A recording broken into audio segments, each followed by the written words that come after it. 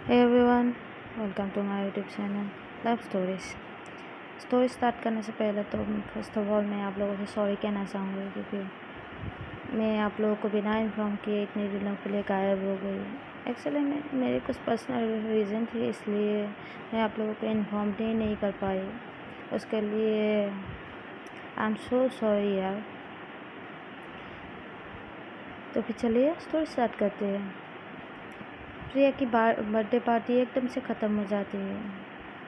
फिर प्रिया एक दूसरे के साथ बहुत अच्छे से क्वालिटी टाइम स्पेंड करती है। फिर रिया रात में कहती है, अच्छा जान मैं घर जाऊँ, मॉम वेट कर रहे होंगे। हालांकि प्रिया को जाने के देने का मन नहीं था, लेकिन वो बेचारे भी क्या करते।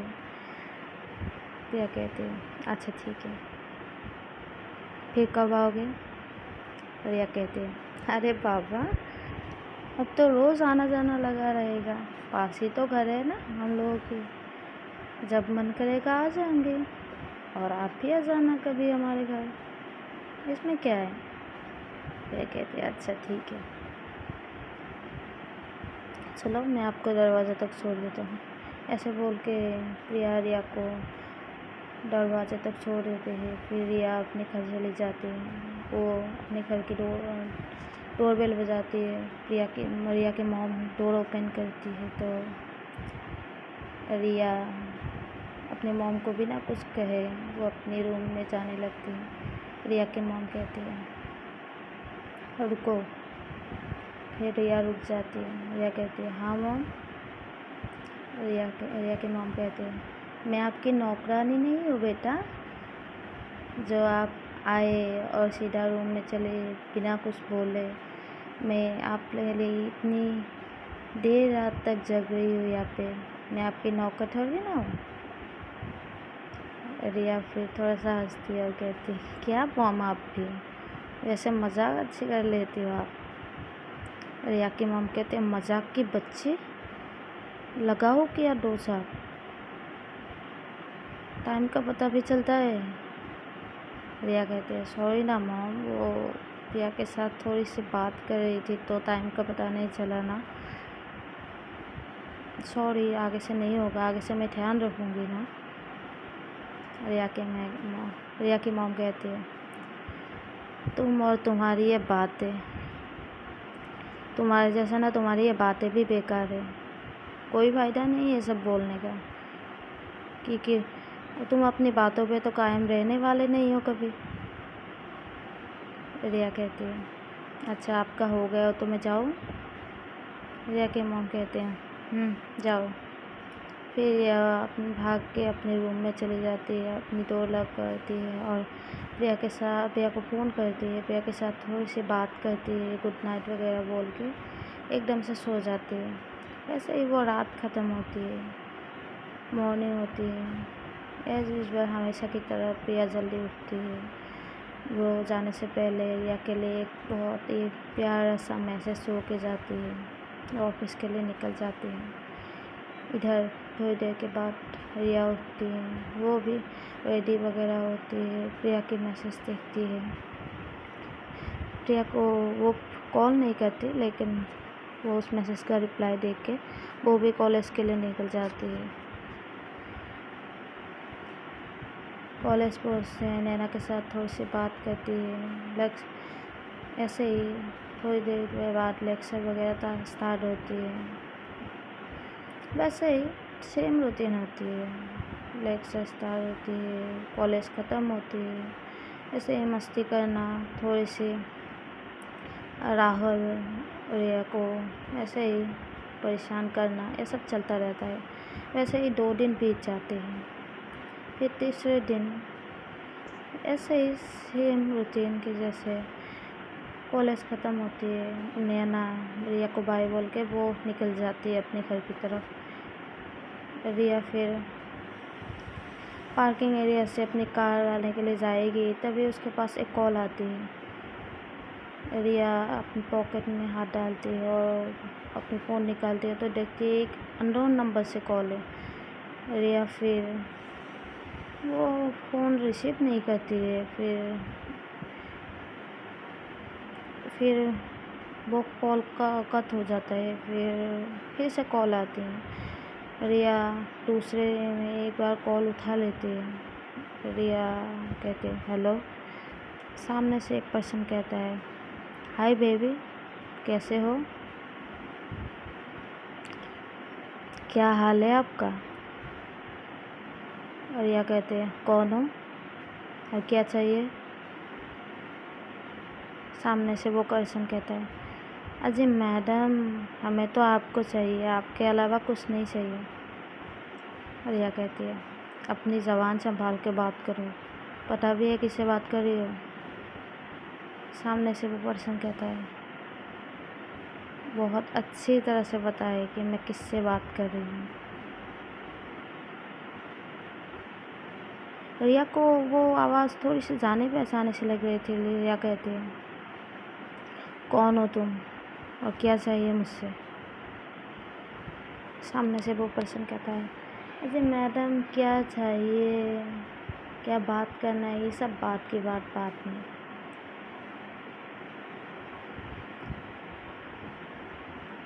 आपको एक लोकेशन भेज रही हो, आपको उस लोकेशन पे आना है। रिया कहते हैं कौन हो भाई, पहले अपना नाम बताओ, और ऐसे कैसे तुम लोकेशन भेज रहे हो, मैं चली जाऊंगी, मैं कहीं नहीं जाने वाला हूँ, और फ़ोन रखो, अपनी टाइम पास करना बंद करो। ऐसे बोल के रिया कॉल कट करने लगती है।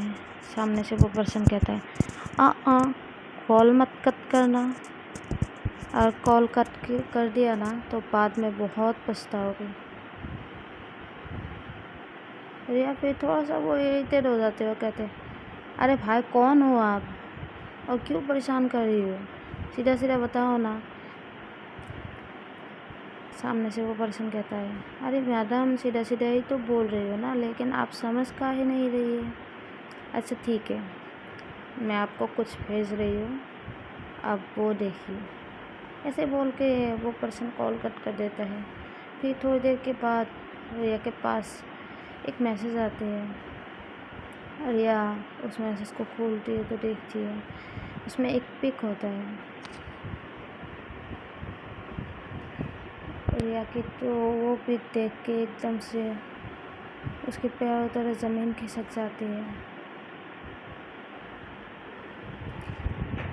रिया फिर जल्दी से उस नंबर पे कॉल करती है और कहती है कौन हो तुम और ये सब क्या बकवास है, क्या चाहिए तुम्हें।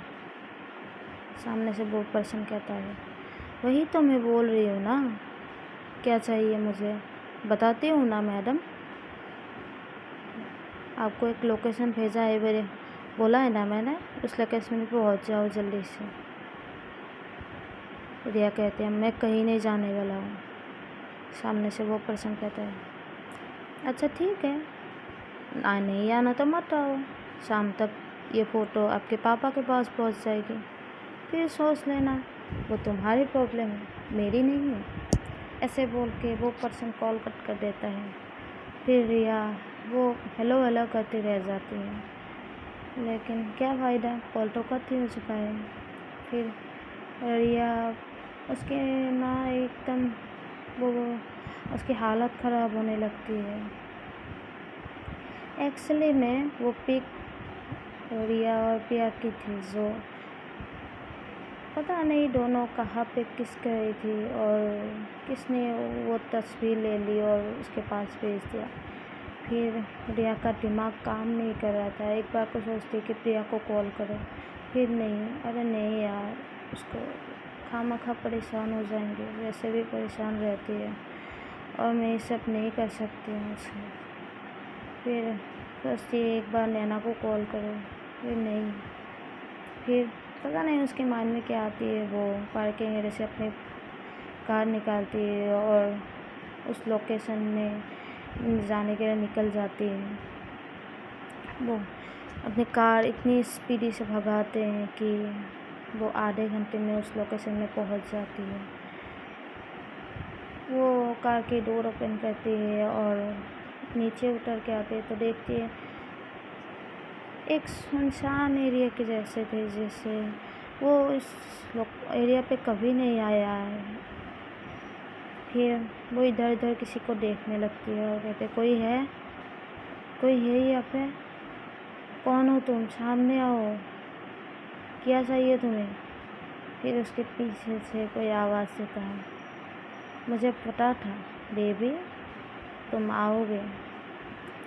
रिया फिर टर्न हो जाती है तो देखती है कि एक लड़का है जिसके मुंह पर एक रुमाल बांधा हुआ था, तो वो फेस क्लियर नहीं देख पा रही थी, लेकिन वो आवाज़ से थोड़ा थोड़ा सा वो उसे पहचान रही थी कि यह आवाज़ तो कहीं सुनी है मैंने। फिर वो पर्सन उसके पास आने लगता है। रिया एक दो कदम पीछे लेने लगता है। वो पर्सन कहता है डरो मत, मैं आपको थोड़ी ना खा जाऊंगी, नहीं खाऊंगी मैं। अरे यार, मैं आपसे इतनी मोहब्बत करता हूँ और मोहब्बत करने वाले लोगों से हर्ट थोड़ी ना करते हैं। रिया को फिर फील हो जाता है। रिया कहती है राहुल। फिर वो पर्सन अपने दिल पे हाथ रखता है और कहते हैं हाय, इतनी मोहब्बत है हमसे, हमें तो पता ही नहीं था कि आप हमारी आवाज़ से ही पहचान जाएंगे। फिर वो पर्सन एकदम से अपने फेस से रुमाल हटा लेते हैं तो सच में वो राहुल ही होता है। रिया कहती है मुझे पता था ये घटिया हरकत ना सिर्फ तुम कर सकती हो और कोई नहीं कर सकता है। राहुल फिर रिया के पास आते हैं और उसके आसपास घूमने लगते हैं और कहते हैं वो क्या है ना बेबी, हमारी ना दिमाग घूम गई ये सब देख के। आप कैसे कर सकती है हमारे साथ ऐसे? आप हमारे अलावा किसी और के साथ ऐसा कैसे किस कह सकते हैं? किस करना था तो आपको हमारे साथ करना था ना, क्योंकि हमने आपको पहले ही बोला है कि आप हमारे अलावा और किसी की नहीं हो सकती।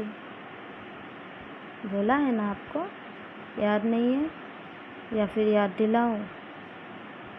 रिया कहते हैं तुम अपनी बकवास बंद करो। और ये सब क्या है? और ये सब तुम्हें कहाँ से मिला? राहुल कहता है कहाँ से मिला, किधर से आया, क्या हुआ, ये सब छोड़ो। और बेबी एक बात बताओ, ये सब क्या है? मैं कम पड़ गया था क्या जो एक लड़की की ज़रूरत पड़ गई आपको? वैसे ये लड़की आपको क्या दे सकती है जो मैं दे सकता हूँ? वो लड़की आपको दे सकता है क्या? फिर रिया को इतना गुस्सा आता है। रिया कहते अपनी बकवास बंद करो और उसके अपने खटियल ज़ुबान से ना उसके नाम भी मत निकालो। मुझे जोक बोलना है ना बोलो, उसके बारे में कुछ नहीं। राहुल कहता है हाय, इतनी मोहब्बत और हमें इतना धोखा इतने दिनों से, ये तो अनफेयर है ना बेबी। रिया कहती है देखो मैंने तुम्हें कोई धोखा नहीं दिया है और ये सब तुम कह रहे हो ना, ये सब वो बिल्कुल भी सच नहीं है। राहुल कहता है अरे मेरी जान, आपकी जो ये घबराहट है ना, आप जो ये हकला रहे हो ना, मुझे और कुछ बताने की ज़रूरत नहीं है।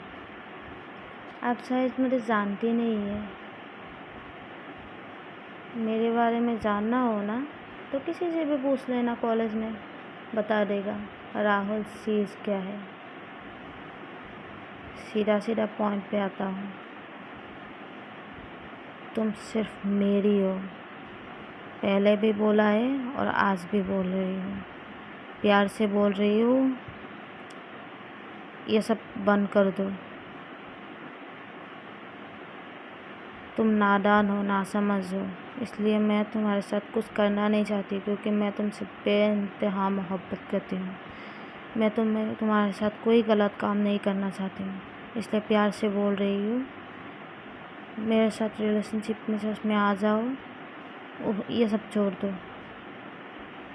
रिया कहती है, तुम्हारी हिम्मत कैसे हुई ये सब कहने की? अच्छा तो तुम जान गए हो ना, तो फिर सुनो। हाँ, मैं उससे प्यार करता हूँ, बहुत प्यार करता हूँ। ज़िंदगी है वो मेरी, और अपनी ज़िंदगी को भला कैसे कोई छोड़ सकता है? राहुल कहता है, अपनी ये घटिया बकवास ना अपने पास रखो। जिस दिन ये पिक, और भी बहुत सोच है मेरे पास, अपने पापा के पास पहुंच जाएगी ना, उस दिन ये प्यार प्यार प्यार प्यार की हेकड़ी ना सब निकल जाएंगे। इसलिए सुधर जाओ, प्यार से बोल रही हूँ।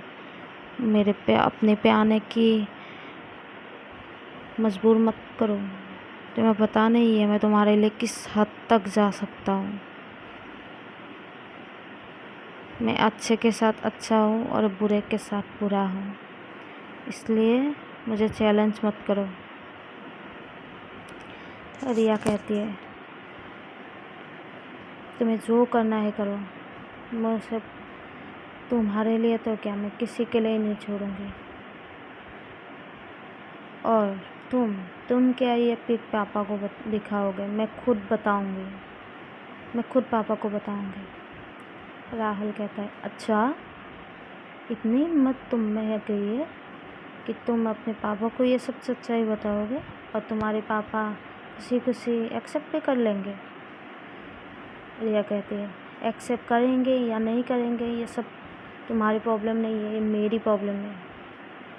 तुम जो ये सोच रही हो ना कि तुम मुझे ब्लैकमेल करके तुम मुझे हासिल कर लोगे और उससे प्रिया से मुझे दूर कर दोगे, ऐसा कभी नहीं हो सकता। और एक बात, तुम जो ये प्यार की दावा करती हो ना कि तुम मुझे बेइंतहा मोहब्बत करती हो, ये कैसा प्यार है तुम्हारा? प्यार में कोई किसी को ब्लैकमेल कर सकता है या फिर फोर्स कर सकता है? तुम सिर्फ मुझे हासिल करना चाहते हो, कोई प्यार नहीं है तुम्हारे अंदर मेरे लिए। राहुल कहता है, अपनी बकवास बंद करो, वरना पता नहीं मैं तुम्हारे साथ क्या कर दूँगी। रिया कहती है, तुम यही कर सकती हो क्योंकि तुम उसी लायक हो। तुम किसी से प्यार नहीं कर सकती हो, किसी से नहीं। तुम सिर्फ खुद से प्यार कर सकते हो और किसी से नहीं। एंड हाँ, अगर तुम्हारी बकवास ख़त्म हो गई हो तो तुम यहाँ से चलो। राहुल कहता है, रिया देखो, मुझे चैलेंज मत करो, मैं कुछ भी कर दूँगा। रिया कहती है, शौक़ से करो, तुम्हें जो करना है वो करो, मुझे कोई फ़र्क नहीं पड़ता। ऐसे बोल के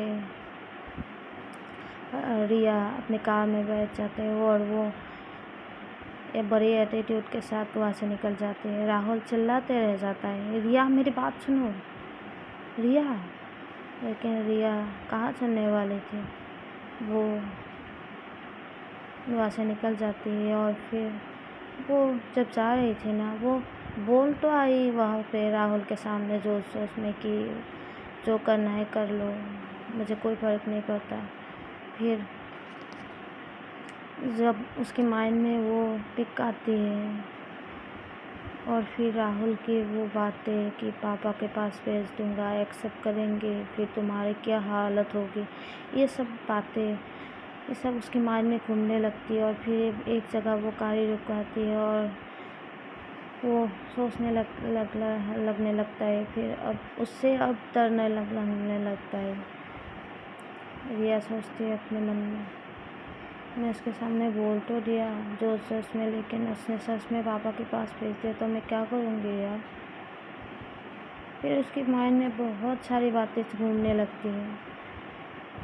उसको पसीने आने लगता है एकदम से, उसके हाथ पैर काँपने लगती है। फिर वो थोड़ी देर के ऐसे ही रहती है, फिर एकदम से अपनी कार स्टार्ट करके अपने घर के लिए निकल जाती है।